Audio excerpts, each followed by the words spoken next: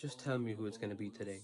Hamza, Ali, Abu Dujana? It's actually a woman. Wait, a woman? I can beat a woman in a... Nusayba. Never mind. Why do I think I can't beat her?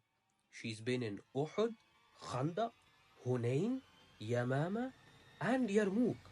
She's been in more battles than I've been in janazas.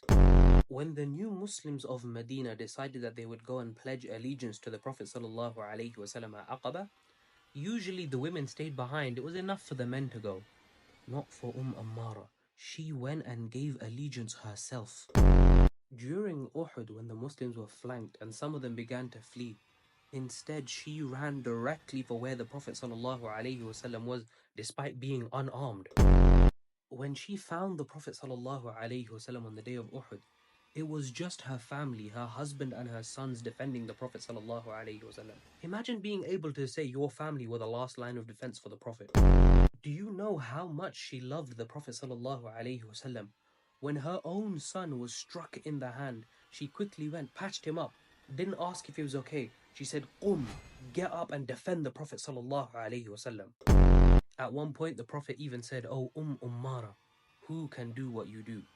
Imagine that being said about you while you're on the same battlefield as Ali.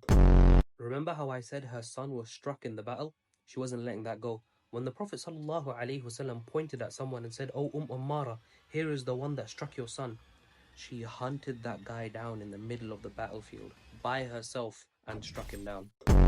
At this point, I'd prefer fighting a man. Sa'ad ibn Abi Waqqas. You're taking the piss.